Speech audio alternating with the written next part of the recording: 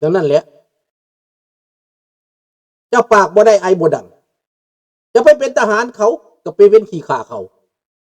จะไปห้ามไส้เขาก็เป็นขี้ข่าเขาเป็นเจ๊กเป็นเกลียวมันสั่งเจ้าบ่มีสิทธิ์นั่นเขาจะห้องว่าขี้ข่าคันเจ้ามีสิทธิ์มีเสียงมีปากมีเสียงเขาบ่ห้องว่าบ่แม่นขี้ข่าได้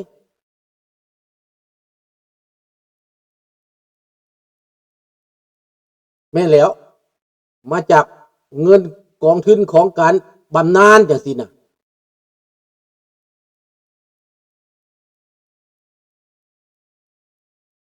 บ่แม่นได้มีส่วนนี้ได้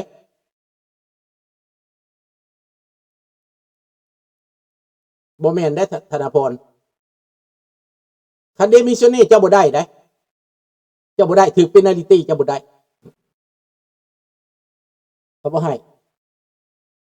เขาให้เงินก้อนหนึ่งแล้วอันนั้นไม่ได้มีส่วนนี้อันนั้นเป็นลาออกอันนี้บ่แม่นลาออกได้เขาให้ออปชั่นเขาห้องออปชั่น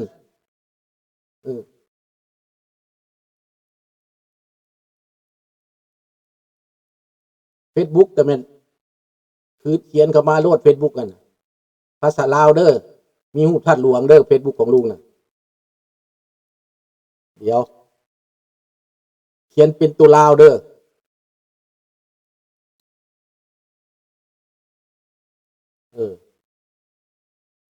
Facebook ของลุงนี่มันศูนย์ทาราโหลดศูนย์ทาราโหลดเด้อบ่แม่นศูนย์ทาราสมหวังไหม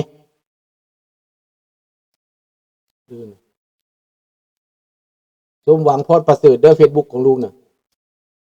ภาษาลาวเด้อ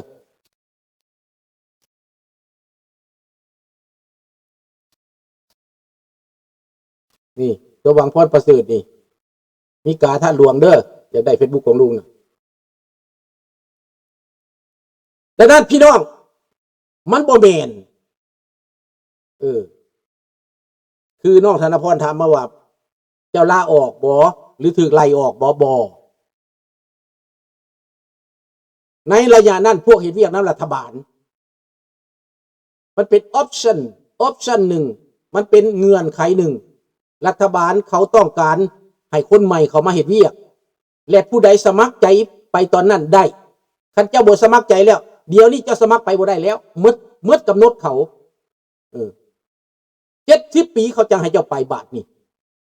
เจ้าต้องเฮ็ดเวียกไปฮอด70 ปีตอนเขาต้องการเจ้าบ่ไปรู้เห็นออปชั่นที่มันเหมาะสมกับชีวิตเฮารู้ก็ตัดสินใจไปโอ้แตกต่างกันหั่นแหล้วแตกต่างกันปานฟ้ากับดินพุ่นใดน้องธนพรแตกต่างกันไดนี่ชีวิตเขาปัวฟรีนะราคาเป็นแสนเขาก็ปัวฟรีผ่าตัดน่ะเขาปัวฟรีได้อยู่นี่ได้นอนโรงหมอเป็นเดือนเป็นปีก็บ่ได้จ่ายได้แม่นแล้วเรเตรตอังติซิเปแม่นย้อนโครงการรัฐบาลถูกต้องแต่ตลาดจะบ่ถูกรัฐบาลเขาต้องการเขาเสนอออปชั่นมาเจ้าอยากได้เจ้าก็เอาเจ้าเห็นว่าเงินเจ้าพอกินบ้านเจ้าจ่ายแล้วเจ้าบ่มีภาระครอบครัวอย่างนักหนาลูกเจ้าเรียนจบแล้วมีเวียกกินการงานทำเบิดแล้วถามลูกกับลูกว่าโอเคข่อยพอตัวเองแล้วครอบครัวไปได้แล้วพออยู่ได้แล้วเฮากินสำนี้ได้แล้วก็นั่นแหละก็ดีคันเจ้าบ่เอาตอนนั้นเจ้ามาเอาตอน65เจ้าก็บ่ได้หยังคือเก่าเขาเอาเบิดเงินน่ะมาเอา65เขาก็ตัดลงครึ่งนึงเงินที่ข้าพเจ้าได้ทมิตนะ65ปึ๊บมันเอาเงินใหม่มาให้แล้วเอาเงินรัฐบาลกลางมาให้ตัดเงินที่ข้าพเจ้าได้มาน่ะเงินสะสมน่ะตัดลงครึ่งนึงเหลือแต่ครึ่งเดียว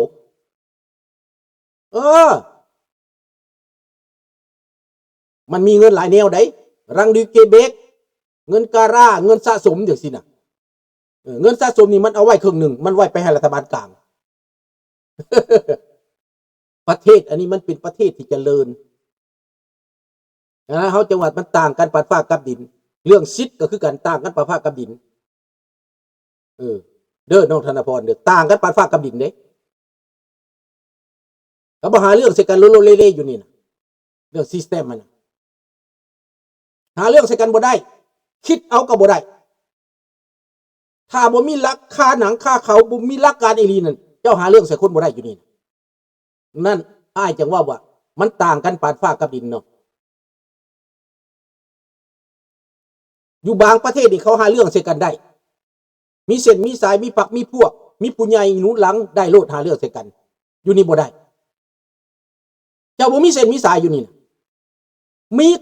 กับแบบจนบ่มีปรากฏพุ่นแหละมีบ่มีคือเจ้าหู้คนนี่ก็ง่ายขึ้นเจ้าไปก็ง่ายขึ้นอยู่เขาก็ซอยเจ้าอยู่เล็กน้อยแต่ว่าเจ้าจะลินเส้นลินสายแบบการเมืองแบบนั้นมันบ่ได้ยากอย่างนี้บ่ได้คันเจ้าลินเส้นลินสายเจ้ามีเงินเจ้าก็ไปป่วนพวกเศรษฐีมีห้องหมอคลินิกพิเวแบบพิเศษมีพิเศษจะไปโลดอันนั้นน่ะจ่ายเงินหลายจะไปโลดพวกนั้นแต่กระบวนสาธารณะนี่บ่มีทางนี่อันนี้จังว่ามันของแท้บ่เว้าถึงฮอร์มุสบัดนี้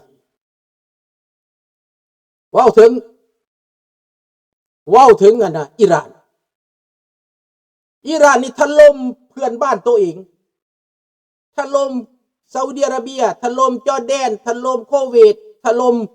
กาตาร์ถล่มUAE แม่แล้วลาลัวแหละกฎหมายเป็นกฎหมายบ่เอียงข้างบ่มี2รัฐบาล3รัฐบาลบ่มีศาลตัดสินอีหยังหลายศาลตัดสินการเมืองก็บ่มีอยู่นี่นะบ่มีศาลรัฐธรรมนูญเด้บ่มีเด้เขามีศาลสูงเท่านั้นเพราะนักการเมืองจะบ่ไปฟ้องกันแบบบ่มีเหตุมีผลเด้อยู่นี่เด้ที่ยุบพรรคนั้นพรรคนี้บ่มีอยู่นี่บ่มีเด้อบ่มีเฮ็ดบ่ได้การเลือกตั้งศักดิ์สิทธิ์โลดของเขาน่ะกกต.ของเขานี่ศักดิ์สิทธิ์เจ้าจะเอียงบ่ได้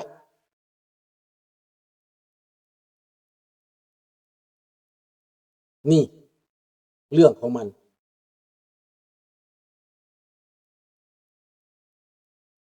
แตกต่างกันอย่างสั้นแหละดังนั้นพี่น้องเรื่องฮอร์มุสนี้อิหร่านนี่หมายความว่าอีก30ประตูถ้ำนี่ถล่มจนมุนบ่เหลือแล้วเอาให้เรียบแล้วเมื่อคืนนี้ก็ปรากฏว่าลงลูกบักใหญ่ลงใส่บนสางอาวุธสางนิวเคลียร์แตกอยู่บึ้มอยู่เบิดคืนอิหร่านน่ะเมิดแตกกันแล้วเป็น2ฝ่ายแล้วในกองทัพก็ได้พวกที่โมลาพวกออโมลาเอสโบลนะพวกนั้นน่ะไม่แล้วทุกคนอยู่ภายใต้กฎหมายน้องแม่นน้องจันทวีถึกว่าถึกจะเป็นไผก็แล้วแต่จะเป็นเจ้าเมืองเจ้าแขวงเป็นไผก็อยู่ใต้กฎหมายหมดบ่มีสิทธิ์อำนาจพิเศษบ่มีเส้นมีสายบ่มีฝักมีพวกแบบนั้นแล้วบัดนี้พี่น้องเฮ็ดให้ประเทศ UAE เหล่านั้นทั้งโควิดทั้งกาตาร์ทั้งรวมตัวกันเรียกห้องไปสหประชาชาติขอให้ไปป้องกันขอให้ส่งกองทัพกลับไปป้องกันและมีสิทธิ์ใช้อาวุธมีสิทธิ์สงครามได้เพื่อป้องกันเส้นทางเรือเหล่านั้นในการสินค้าของชาวโลกแม่นไผขัดขวางล่ะพี่น้องแม่นไผขัดขวางเถื่อทำอิฐแม่นบักโปรตีนกับบักสีขัดขวางเถื่อที่2บักโปรตีนบ่ขัดขวางบักสีขัดขวางผู้เดียวพวกที่มักเอเชียมักบักสีนะบ่เห็นบ่บักสีเฮ็ดให้พวกเจ้าถูกยากนะมันบ่ยอมให้เปิดทางน้ำมันมีแต่บักสีเอาน้ำมันไปได้ผู้เดียวนี่บักสีขัดขวางไว้อยู่บนสหประชาชาติเวโต้บักสีผู้เดียวขวางทางไว้บ่ให้น้ำมันขายออกได้บักสีสุกให้พวกอิหร่านเฮ็ดแบบนั้นให้จัดการอเมริกาอยู่ในหันนี่เห็นแล้วบอกเจ้าสบายดีเด้อแทนเด้อดังนั้นมันเป็นแบบนั้นแม่นบักสีขัดขวาง ขัดขวางเรื่องน้ำมันเข้าเอเชียน้ำที่โลกจะมาซื้อน้ำมันในซาอุดิอาระเบียนี่แมนบักสีขัดขวางบ่ให้ไปแก้ไขบ่ให้ซอยเหลือนี่โทษไผวะนี่โทษบักสีแต่ว่ามันสิยุดอยู่หันบ่อังกฤษรวมหมู่ได้40ประเทศบาดนี้สิมาเสนอนาโตแล้วหัวหน้านาโตก็สิมาหาโดนัลด์ทรัมป์มืออื่นมือฮื้อนี่ที่บอก